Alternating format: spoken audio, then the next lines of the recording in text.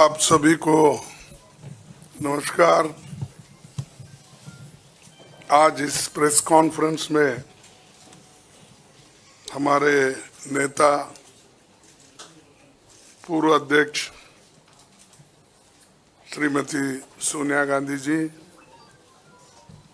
और हमारे पूर्व अध्यक्ष श्री राहुल गांधी जी और मंच पे बैठे हुए हमारे पार्टी के ट्रेजरर, सेक्रेटरीज और दूसरे साथियों,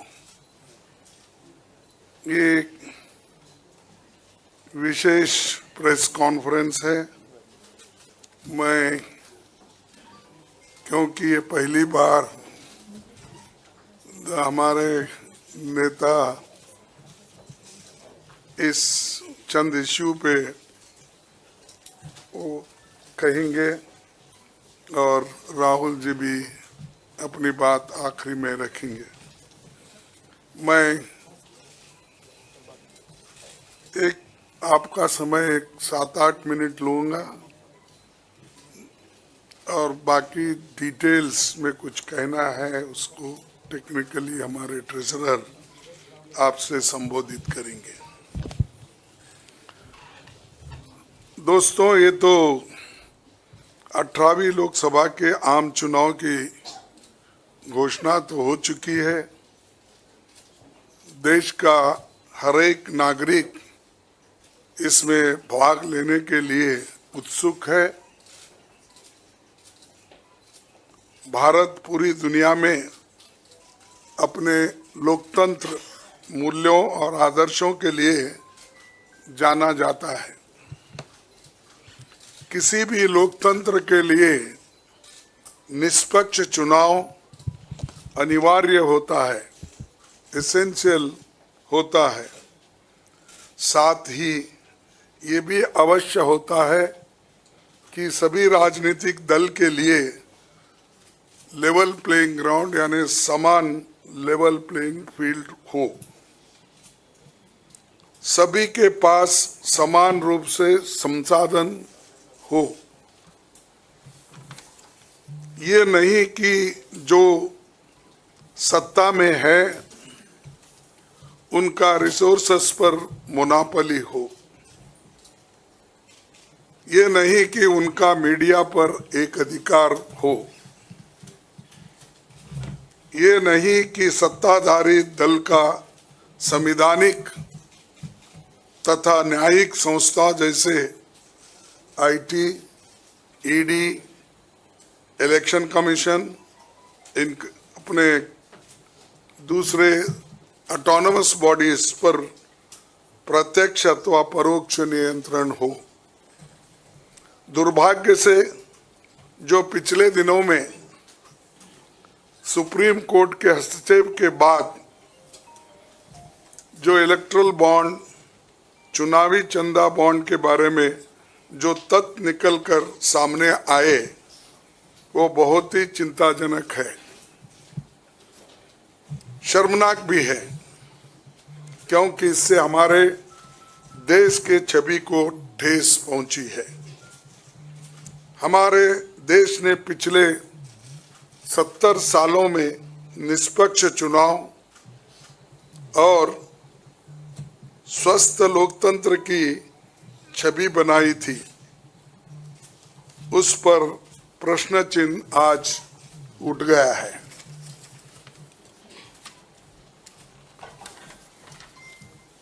सुप्रीम कोर्ट ने जिस चुनावी चंदा बॉन्ड को इलीगल और अनकॉन्स्टिट्यूशनल कहा, उस स्कीम के तहत मौजूदा सत्ताधारी दल ने हजारों करोड़ रुपए से ज्यादा अपने अकाउंट में भर लिया है और दूसरी तरफ साजिशन मुख्य विपक्षी दल का बैंक अकाउंट फ्रीज कर दिया गया है ताकि हम पैसों के अभाव में बराबरी से चुनाव ना लड़े और ना लड़ पाए, ये सत्ताधारी दल द्वारा एक खतरनाक खेल है। इसके दूरगामी प्रभाव होंगे, क्योंकि अगर डेमोक्रेसी को इस देश में बचाना है तो लेवल प्लेइंग ग्राउंड होना चाहिए। ऐसा भी नहीं होना चंद देशों में चुनाव हो रहे हैं, 99% वोट एक ही आदमी ले रहा है। ऐसा आपको तो मालूम हो गया रिसेंटली किन किन देशों में ऐसा हुआ है। तो ये सत्ताधारी दल द्वारा एक खतरनाक खेल खेला गया है। इसके दूरगामी प्रभाव होंगे, पर यह स्पष्ट है कि इस तरीके से किसी राजनीतिक दल को असहाय बनाकर चुनाव लड़ने में बाधा उत्पन्न कर और फ्री एंड फेयर इलेक्शन कभी नहीं कहा जा सकता। देश की जनता, एक आम नागरिक एक देख सकता है कि बीजेपी ने चुनावी चंदा बॉन्ड से 56% पैसे हासिल किए हैं, वहीं कांग्रेस को 11% ही मिले हैं। और ये वो पैसे जो बॉन्ड से बीजेपी ने लिए हैं, इसके अलावा जो कैश में इनके पास आता होगा तो कोई अकाउंट ही नहीं है। आप इनके खर्चे देखिए, हर तरफ इनका एडवर्टाइजमेंट लगा है और एडवर्टाइजमेंट में भी मोनोपोली बना ली है। प्रिंट मीडिया हो, टीवी हो और सोशल मीडिया हो, इनका बहुत डोमिनेशन है। लेकिन इतने पैसे एक पार्टी जमा कर सकती है, हिंदुस्तान के 70 साल के डेमोक्रेटिक व्यवस्था में ऐसा कोई नहीं किया। ये पहली बार ये सरकार अनेक ढंग से पैसे आज उठा रही है और इनके 5 स्टार ऑफिसेस से बड़े बड़े हर जगह आप देखिए, और 4-4, 5-5 फ्लाइट एक मीटिंग को जाते हैं और उनके पीछे और 2-4 जाते हैं। एक मीटिंग का इतना खर्च होता है तो शायद ही कोई पार्टी, अपोजिशन पार्टी उसका 10% भी नहीं कर सकती मुकाबला। मैं कहना नहीं चाहता कि बीजेपी ने किस तरीके से कंपनियों से पैसे लिए, क्योंकि सुप्रीम कोर्ट तथ्यों की जांच कर रही है। हमें उम्मीद है कि सच्चाई बहुत जल्द हम सब के सामने आएगी। और अंत में मैं देश के संवैधानिक संस्थाओं से अपील करता हूं कि अगर वो फ्री एंड फेयर इलेक्शन चाहते हैं तो हमारी पार्टी को बगैर किसी रोक टोक से बैंक अकाउंट्स का इस्तेमाल करने दे, और जो इनकम टैक्स का क्लेम है वो अंततः कोर्ट के निर्णय के अनुसार सेटल हो जाएगा। राजनीतिक दल टैक्स नहीं देते, बीजेपी कभी इनकम टैक्स नहीं दी, लेकिन ये लागू सिर्फ कांग्रेस पे हो रहा है। कोई पॉलिटिकल पार्टी इनकम टैक्स के दायरे में नहीं आते, सच है ना, सेटल हो जाए। राजनीतिक दल नहीं आते, बीजेपी ने कभी नहीं दिया अकाउंट।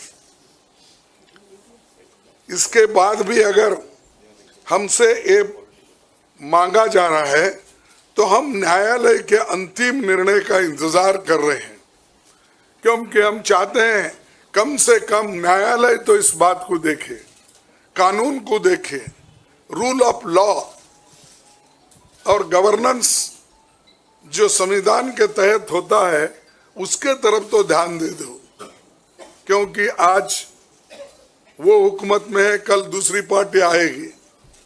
लेकिन हमको ये लेवल प्लेइंग ग्राउंड जो हमने पहले से बनाया था, नेहरू जी से लेकर हम 89 और बाकी के लोग भी, जब इवन वाजपेयी थे उस वक्त भी ऐसा नहीं था। लेकिन यहाँ ये 18वीं लोकसभा का चुनाव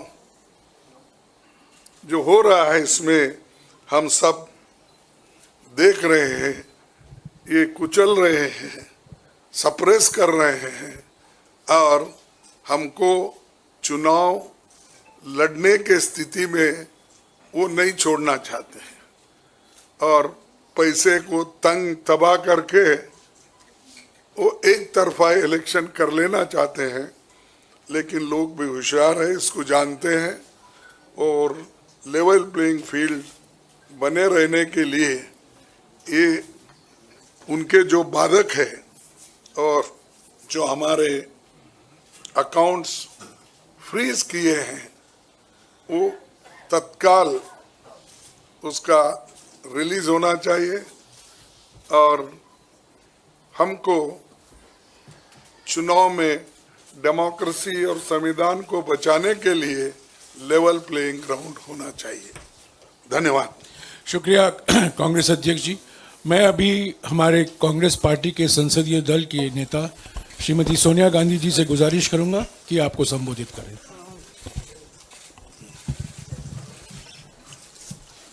Thank you, Kagisi. Well, the issue we are taking up today is extremely serious, as Congress President has just mentioned. This issue affects not just the Indian National Congress, it impacts our democracy itself most fundamentally.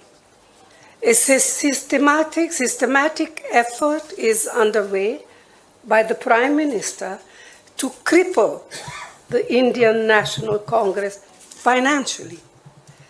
Funds collected from the public are being frozen and money from our accounts is being taken away forcibly.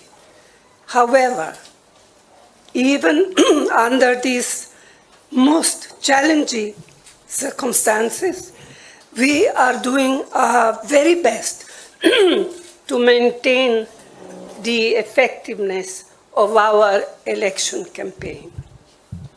On the one hand, there is the electoral bond issue mentioned by Congress President Kharge, which has been declared unconstitutional by the Supreme Court.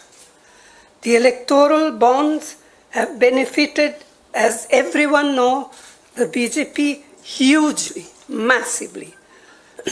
On the other hand, the finances of the principal opposition party, the Indian National Congress, are under a determined assault. This, we all believe, is unprecedented and undemocratic. Thank you. शुक्रिया सोनिया जी। मैं अभी हमारी AICC के कोषाध्यक्ष अजय माकिन जी से गुजारिश करूंगा कि आपको थोड़ा विस्तार से जानकारी दें।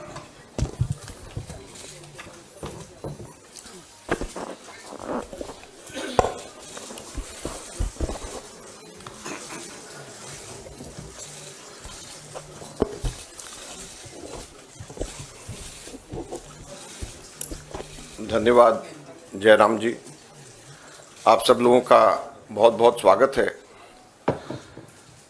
अभी हमारे कांग्रेस अध्यक्ष और पूर्व अध्यक्षा ने आप लोगों को बताया कि लोकतंत्र के ऊपर किस प्रकार का खतरा मंडरा रहा है, किस प्रकार से कांग्रेस पार्टी के बैंक खातों के ऊपर हमला हुआ और ये कोशिश करी जा रही है कि फाइनेंशियली कांग्रेस पार्टी को पंगु बना दिया जाए। ये केवल कांग्रेस पार्टी के खातों पे नरेंद्र मोदी सरकार का हमला नहीं है, बल्कि भारत के लोकतंत्र पे हमला है। अगर प्रमुख विपक्षी पार्टी वित्तीय तौर के ऊपर पूरी तरीके से पंगु हो जाए, कोई कार्य नहीं कर सके, पब्लिसिटी के ऊपर पैसा नहीं खर्च कर सके, कैंपेन के ऊपर पैसा नहीं खर्च कर सके, अपने कैंडिडेट्स को पैसे नहीं दे सके, तो फिर चुनाव किस बात का है?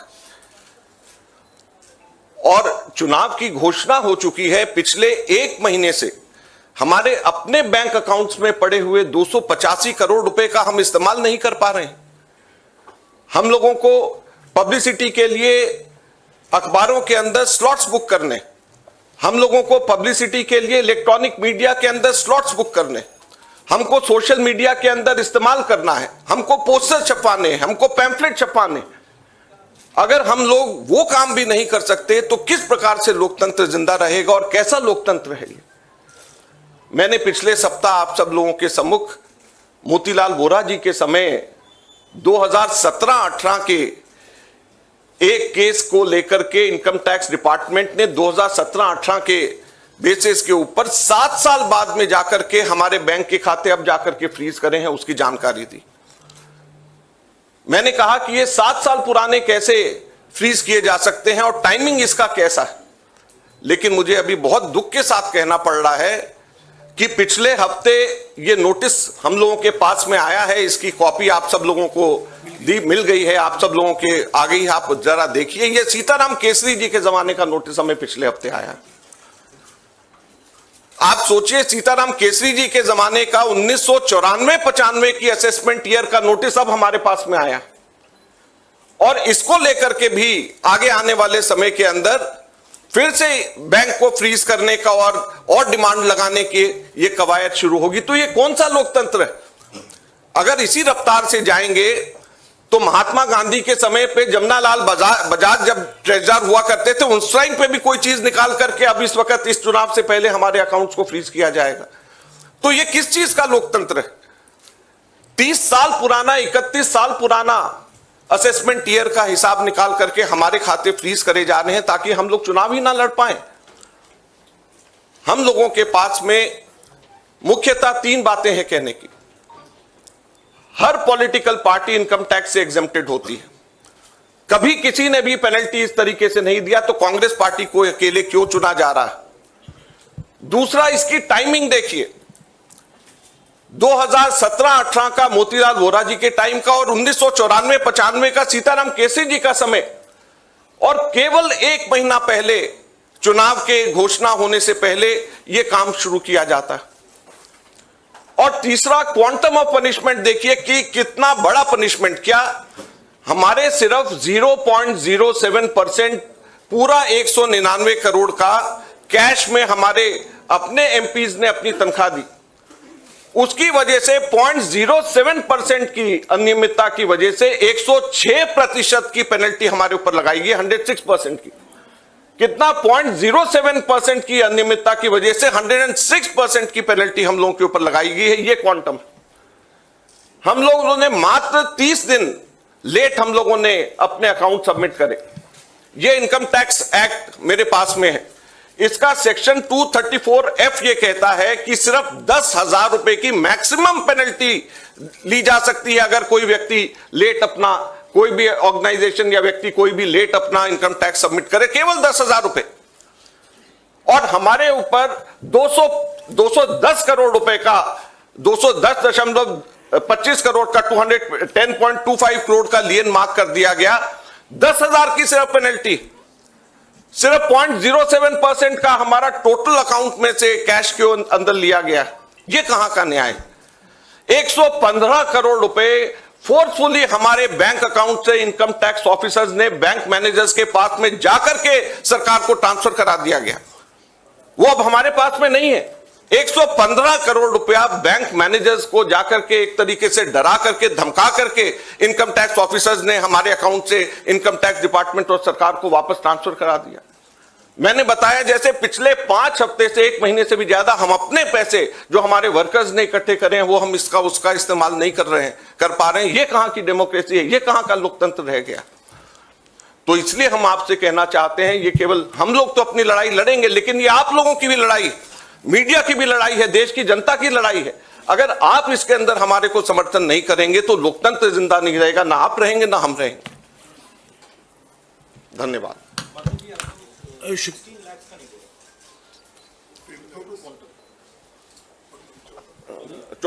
हमारा टोटल जो है 14,40,000 बनता है, जो 0.07% है। तो सिर्फ 14,40,000 जो हमारा 0.07% है, उसकी वजह से हमारे को ऊपर 210 करोड़ रुपए से भी अधिक का हमारे ऊपर लियन मार्क करके हमारी पेनल्टी लगाई गई है। तो आप सोचिए 14,40,000 के बदले 210 करोड़ रुपए की पेनल्टी हमारे ऊपर लगाई गई है। ये कहां का लोकतंत्र है? शुक्रिया अजय माकन जी। आखिर में मैं राहुल गांधी जी से गुजारिश करूंगा कि वो आपको संबोधित करें।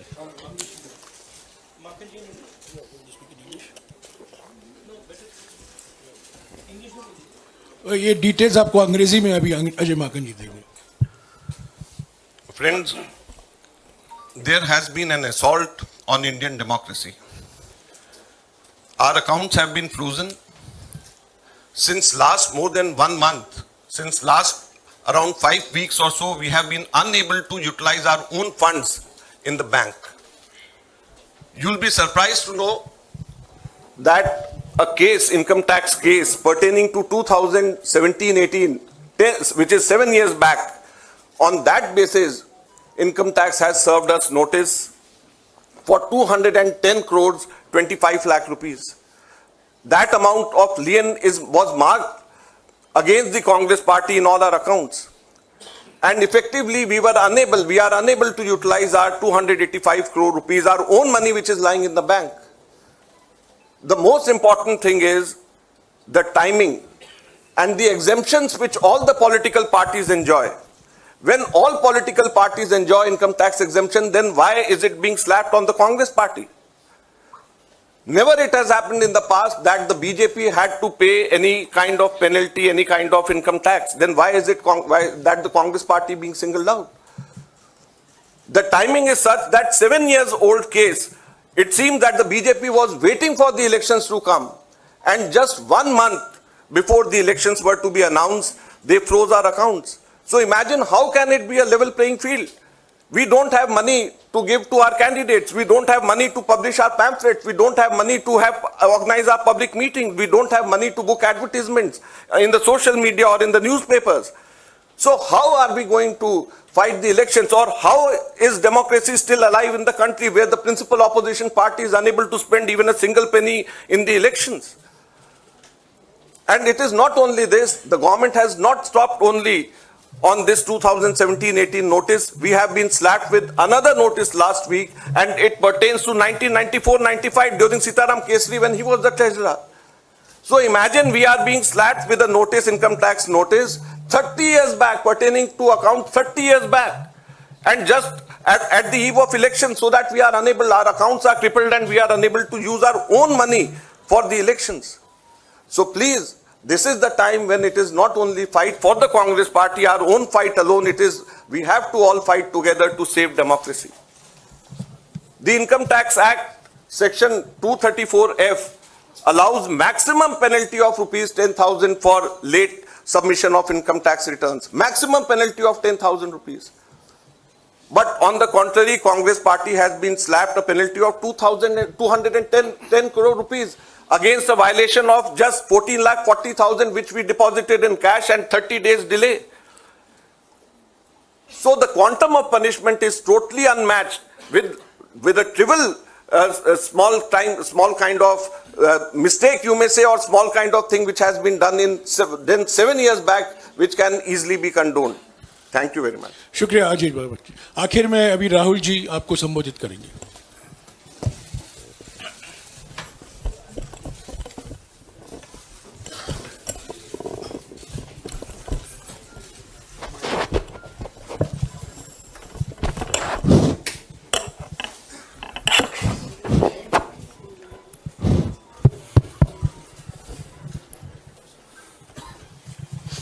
thank you for coming here this morning. If any of you imagine, anybody in the country imagines what happens when your bank account, your ATM card, your entire financial identity is erased, right? You can imagine if it is done to a family, the family will starve to death. If it is done to a business, the business will be crippled, right? This is what has been done to the Congress party 1 month back. All our bank accounts have been frozen. We can do no campaign work. We cannot support our workers. We cannot support our candidates. Our leaders cannot fly from one part of the country to the other. Forget fly. They can't take a railway train. And this has been done literally 2 months before the election campaign. Why has it been done? One notice comes from the 90s. Another notice comes from 6-7 years ago. Quantum amount, 14 lakh rupees. And punishment, our entire financial identity. Right? What's interesting to me is that there are institutions in this country that are supposed to protect the democratic framework. There are the courts in the country, there's the election commission in the country, right? And nothing is happening. The election commission has not even said, wait a minute, you have frozen the bank account of the largest, of one of the biggest political parties, largest opposition in the country. And already our ability to fight the election has been damaged. We've already lost a month. As Makanji said, we are unable to get slots for advertising. We are unable to put ads in newspapers. And so what sort of a democracy is this? This is a criminal action on the Congress party. And it's a criminal action done by the Prime Minister and the Home Minister. It's very clear. This type of activity does not happen without them in today's India. And so the idea that India is a democracy, this is a lie. There's no democracy in India today.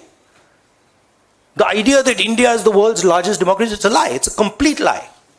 20% of India votes for us, and we are not able to pay 2 rupees for anything. Right? And it has been orchestrated to cripple us in the elections. Now, even if our bank accounts are unfrozen today, huge amount of damage has been done to Indian democracy. And no court is saying anything. No election commission is saying anything. No institution is saying anything. Media is not saying anything. It's ridiculous. And it's your duty, and I'm not just speaking to the media, it is the duty of all the institutions of this country, it is the duty of the people of this country.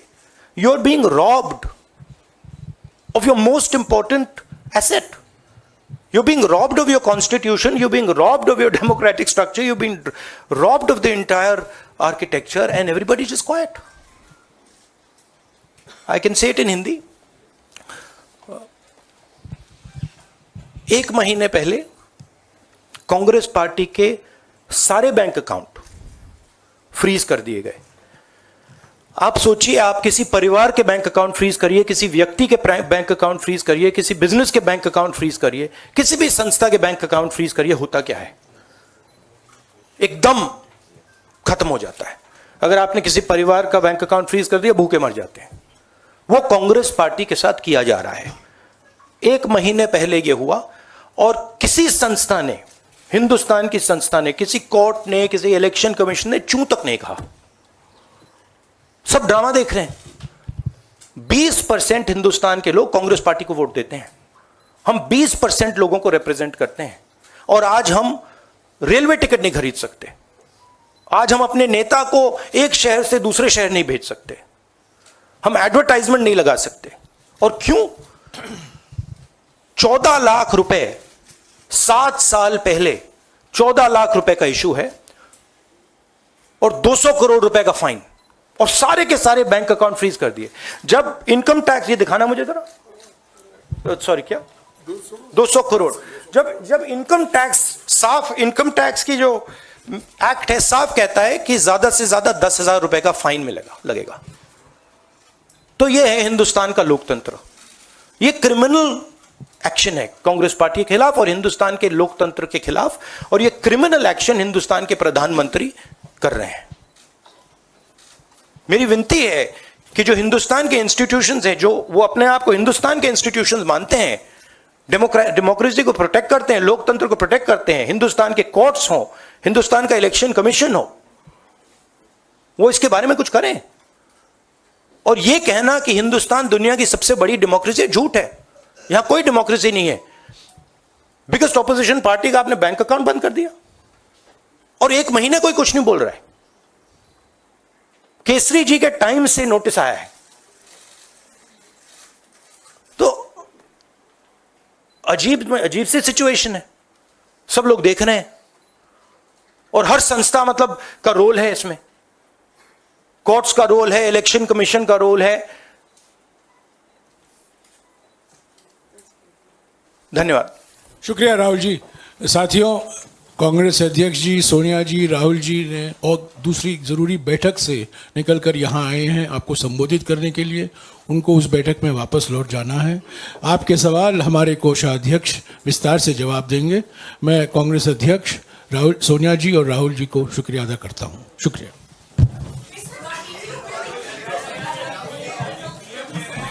No, 1 second. Look, 1 second. Look, please understand. This is not freezing of the Congress party's bank accounts. This is the freezing of Indian democracy. That is what is happening here. Okay? So, we are unable, as the biggest opposition party, we are unable to take any action. There's no action we are able to take. We cannot send our leaders anywhere. We cannot book advertisements. We cannot do anything. What else is it if it's not an assault on democracy? Thank you.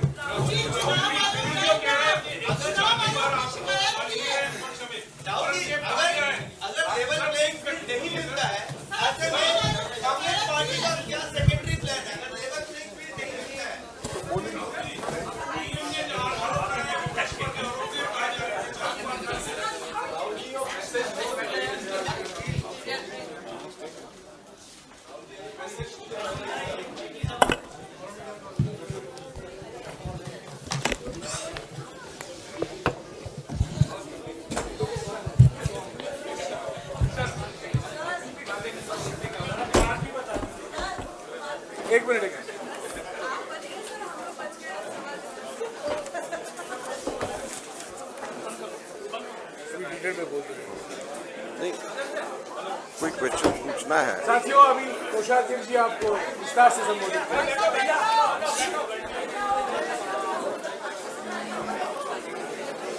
शुरू कर दो यार।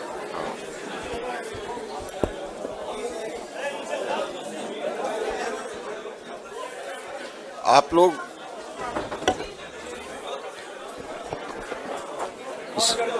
हाँ,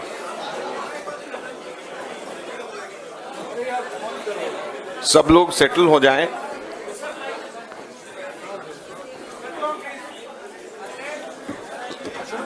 सब लोग settle हो जाएं। अभी जैसे हम लोगों ने विस्तार से बताया कि किस प्रकार से हम लोगों के बैंक अकाउंट्स के ऊपर हमला हुआ, अकाउंट्स को एक तरीके से पूरा फ्रीज किया गया, लियन मार्क करे गए। हमारे 11 अकाउंट्स कुल 4 बैंक्स के अंदर थे और कुल 210 करोड़ से भी अधिक, कुछ बैंक्स के अंदर 135 करोड़, कुछ बैंक्स के अंदर 75 करोड़ रुपए के नोटिस दे करके लियन मार्क किया गया। और इसी बीच में इनकम टैक्स ऑफिसर्स ने खुद जा करके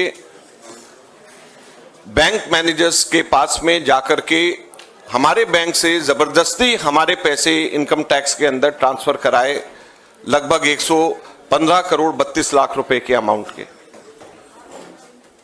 और वो पार्टी जिसको पूरी ताकत के साथ में चुनाव के अंदर लोकतंत्र की भूमिका निभानी चाहिए, वो पार्टी चुनाव के अंदर लोकतंत्र की भूमिका निभाने की जगह इनकम टैक्स के ऑफिसेज, बैंक के मैनेजर्स के पास में और कोर्ट्स के ऑफिसेज के ऊपर चक्कर काट रही है, वकीलों के साथ में मीटिंग कर रहे हैं बनिस्बत इसके कि हम लोग किस तरीके से लोकतंत्र के इस पर्व में हम शामिल हों, उसकी तैयारी करने की जगह। तो आप समझ सकते हैं कि जब हमारे ना केवल रिसोर्सेज बल्कि हम लोगों का समय, हम लोगों की पूरी ताकत इस काम में लगने की जगह कि कैसे लोकतंत्र के पर्व में शामिल हों, उसकी जगह के ऊपर कैसे अपने बैंक अकाउंट के अंदर अपने पैसों को बचाया जा सके, उसमें लगे तो किस तरीके से लोकतंत्र के अंदर लेवल प्लेइंग फील्ड हो सकता है।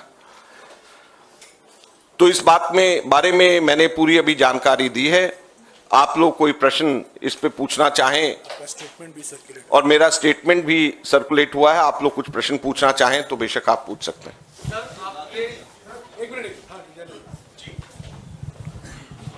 माइक में बोलिएगा। Yes sir. सर, आप लोग राजनीतिक आरोप तो लगा रहे हैं, प्रधानमंत्री तक पर उंगली उठा रहे हैं कि उनके इशारे पर यह सब कुछ हो रहा है, लेकिन पहले आईटीएटी से कांग्रेस को राहत नहीं मिली और इसके बाद जब आप हाईकोर्ट गए वहां पर भी आपको राहत नहीं मिली, वापस कहा गया कि आप आईटीएटी जाइए। तो क्या ये जो न्यायिक संस्थाएं हैं ये भी राजनीति से प्रेरित हैं? इस पर आपका जवाब चाहिए। देखिए, आईटीएटी न्यायिक संस्था नहीं है, ये क्वासी जुडिशियल बॉडी है। हाईकोर्ट ने हमारे को वापस आईटीएटी के पास में भेजा। हाईकोर्ट ने कोई हमें मना नहीं किया इस तरीके से। हाईकोर्ट ने कहा आप वापस आईटीएटी के पास में जाएं और आईटीएटी उसको देखे। आईटीएटी के पास में जब हम लोग पिछली बार गए तो उन्होंने अपना जजमेंट बेशक हमारे खिलाफ है, उसको देने में ही 2 हफ्ते 14 दिन लगा दिए। तो आप समझ लें कि जहां पे 1-1 घंटा इस वक्त हमारे लिए कीमती है, वहां पर वापस आईटीएटी से क्या जाकर के न्याय मिलेगा। और आईटीएटी का जो दिल्ली में हेड करते हैं वो चार्टर्ड अकाउंटेंट है और वो जो है क्वासी जुडिशियल बॉडी है, हम सब लोग जानते हैं। अब जो है अंततः जब तक के कोई भी इनकम टैक्स केस में या कोई भी केस के अंदर हाईएस्ट लेवल तक के जाने का मौका मिलता है, हम लोग ये कह रहे हैं कि कैसे हम लोगों के अकाउंट्स को फ्रीज किया गया। लोकतंत्र के टाइम पे, इलेक्शंस के टाइम के ऊपर हमारे अकाउंट को फ्रीज नहीं किया जाना चाहिए, हमारे को पूरे के पूरे उसका इस्तेमाल करा जाना चाहिए। जो फाइनल फैसला अंततः जब कोर्ट से जो होगा वो सबको मान्य होगा।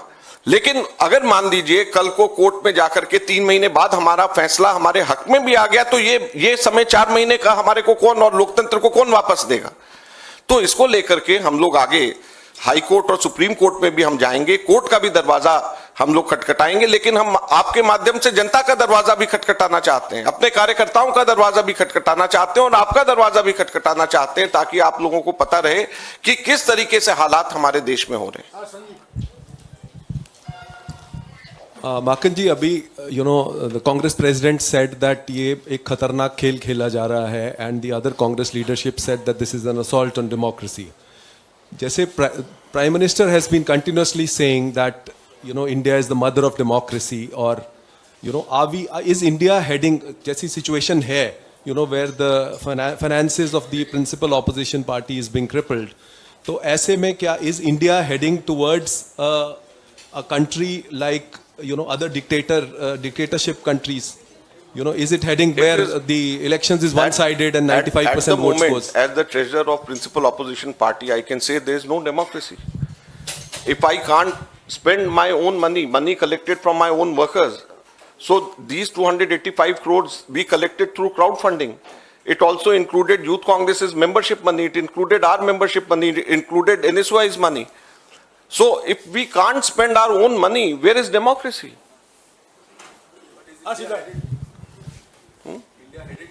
It is already there. Not why headed. It is already if the present situation is not a democratic situation where the principal opposition party doesn't know how to contest election, how to send money to its candidates. Maken sir, आप लोग की ये एक आपने तकनीकी पहलू तो आप इनकम टैक्स का सब बताए, लेकिन बात आज आप लोगों ने मंच से राजनीतिक करी है, राजनीतिक पहलू पे बात करी है। तो एक दरवाज़ा जो है वो राष्ट्रपति का भी है, जहां पर आप कॉन्स्टिट्यूशन को बचाने की और डेमोक्रेसी को बचाने के लिए आप पहल कर सकते हैं। क्या वो रास्ता खुला हुआ है? और साथ साथ अपोजिशन की सभी पार्टियां, इंडिया ब्लॉक को भी आप साथ में लेके वो दरवाज़ा खटखटाएंगे क्या? देखिए, हम लोग लोकतंत्र को बचाने के लिए सभी दरवाजे और सभी जो भी लोकतांत्रिक तरीके हैं उनको हम अपनाएंगे। कोई भी ऐसा दरवाजा नहीं है जिसको हम छोड़ेंगे, और कोई भी लोकतांत्रिक तरीका ऐसा नहीं है जिसको हम अपनाने से परहेज करेंगे। हर लोकतांत्रिक तरीका अपनाया जाएगा और हर लोकतांत्रिक दरवाजा लोकतंत्र का खटखटाया जाएगा, क्योंकि ये लोकतंत्र को बचाने का सवाल है। सर, आप कांग्रेस के कोषाध्यक्ष हैं और वाकई आपके लिए बहुत चिंता का विषय है, क्योंकि पैसा आपके पास नहीं है, फ्रीज है। सर, सवाल ये है कि आप लगातार, राहुल गांधी ने भी कहा, आप भी कह रहे हैं कि लेवल प्लेइंग ग्राउंड नहीं है आपके लिए। तब आपके पास ऑप्शन क्या बचता है? क्योंकि लोकसभा चुनाव बिल्कुल मुहाने पर है, और ऐसे में जब आपके पास संसाधन नहीं होंगे तो चुनावी मैदान में क्या उतरेंगे? इसको लेके क्या विकल्प आपके पास है? देखिए, हम लोग सभी विकल्प जो लोकतांत्रिक विकल्प हैं उसको हम लोग अपनाएंगे। हम कोर्ट के, न्यायालय के सबसे बड़े दरवाजे तक के हम लोग जाएंगे, खटखटाएंगे, और जो भी लोकतांत्रिक तरीका है जमीन पे उतर करके लड़ने का, अपने कार्यकर्ताओं के पास में जाने का, अपने कार्यकर्ताओं से अपील करने का कि हम लोगों को मदद करें, कैंडिडेट्स को डायरेक्टली मदद करें, ये सब चीजें हम लोग करेंगे आगे आने वाले समय में। आप देखिए, लेकिन कांग्रेस की टॉप लीडरशिप ने संज्ञान लिया, आपके सामने बताया, चिंता जाहिर करी, ये इसको हम आगे और लेकर के जाएंगे। अजय जी, यहाँ पर लगातार बात हो रही है, कल पहले चरण का अधिसूचना भी जारी हो गई। क्या कारण है कि कांग्रेस अभी तक चुनाव आयोग के दरवाजे नहीं गई है? जो इस पूरी जो कार्यप्रणाली है उस पर उसने साफ तौर पर कहा था अपनी प्रेस कॉन्फ्रेंस में कि सबको समान अवसर मिलेगा और ये चुनाव आयोग की जिम्मेदारी है। हम लोग सुप्रीम कोर्ट भी गए हैं और हाई कोर्ट भी हम लोग गए हैं। ऐसा नहीं है कि हम लोग जो भी लीगल हमारे पास में पोजीशंस हैं उसका हम इस्तेमाल नहीं कर रहे। हम लोग सभी लीगल वेन्यूज जो हैं उसका हम इस्तेमाल कर रहे हैं, और हमारे पार्टी के अंदर जो टॉप लीगल ब्रेन्स हैं, अभिषेक सिंघवी, चिदम्बरम, तनखा जी, सलमान खुर्शीद जी, सभी के सभी लोग इसमें हम लोगों को एडवाइस दे रहे हैं, और हम लोग इसको हर दरवाजे पे हम जा रहे हैं। मोहित ने जो सवाल पूछा उसी के एक्सटेंशन में मैं आगे पूछना चाहती हूँ, अगर कोई और रास्ता नहीं रहता है, क्या आप लोग इस पे भी विचार कर रहे हैं कि आप चुनाव बाइकआउट कर दें? नहीं, ऐसा नहीं है। सर,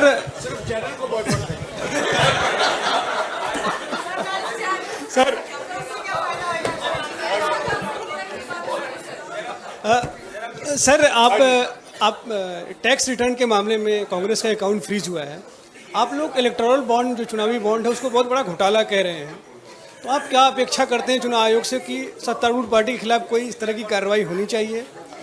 देखिए, हमें इस बात की खुशी है कि सर्वोच्च न्यायालय ने इसका संज्ञान लेकर के स्टेट बैंक ऑफ इंडिया को फोर्स किया है कि वो इसके बारे में बोले, और सुप्रीम कोर्ट और इलेक्टोरल बॉन्ड के संदर्भ में हम लोगों ने भी कुछ कार्रवाई करी है, उसको हम अलग से प्रेस वार्ता के माध्यम से हम लोग आपको बताएंगे, और उसको भी, उसके ऊपर भी हम लोग कार्रवाई कर रहे हैं। और हम सबसे पहले सुप्रीम कोर्ट को बधाई भी देना चाहेंगे कि उन्होंने स्टेट बैंक ऑफ इंडिया को बाध्य किया कि वो सारी के सारी बात बताए, और आगे अब हम ये भी उम्मीद करते हैं कि स्टेट बैंक ऑफ इंडिया के माध्यम से या किसी भी तरीके से सुप्रीम कोर्ट ये बाध्य करे सबको कि किस कंपनी ने किस पार्टी, पॉलिटिकल पार्टी को पैसा कितना दिया है और कब दिया है, इस चीज की भी जानकारी सार्वजनिक हो।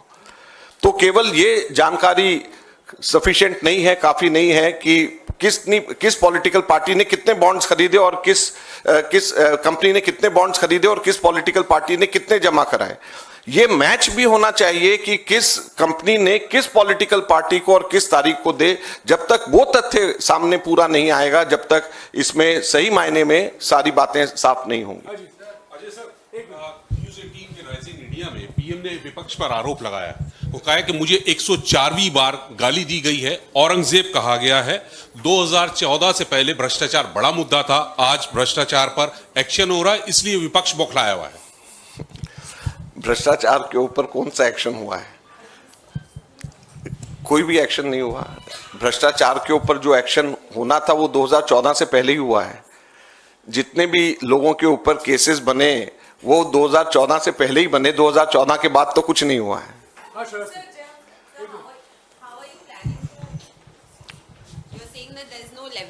You're saying that there's no level playing field with the freezing of your account. So how are you planning to take this message forward to the people of the country that the level playing field is being deprived to the Congress party? Well, we are taking it through the press conference. This is the first step which we have done, and it is not the first time that I am doing so. This is my third press conference on this issue.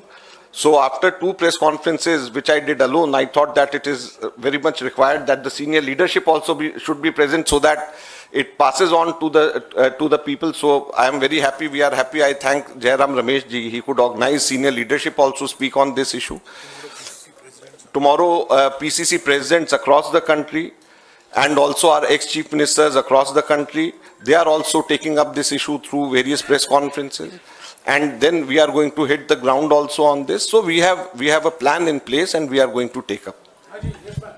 Sir, yesterday the Home Minister reiterated that the electoral bonds is basically to remove the black money. It was in some level able to do so, but the Congress party and the other opposition parties are frustrated because the old system of hafta vasuli or the cut money is not possible anymore. That is why they got 5 times more than the principal opposition party. They've got 5 times more than the principal opposition party. That is why they are unable, the SBI is unable to tell so far which company has given how much to a political party and when. So if it is not black money, then it should be open. Then all the companies, which company has given to which political party and when, should be open. Let me answer your question. We have done an analysis, which I will be putting out shortly.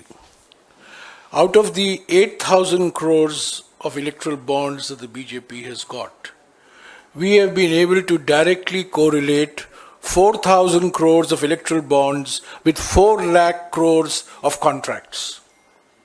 This is Chanda Do, Dhanda Lo. That's all it is.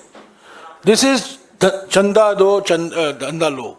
4,000 crores out of 8,000 crores is directly linked with 4 lakh crores worth of contracts awarded by the government of India, not by any state government, awarded by the government of India. So the Home Minister should get his facts right. Thank you.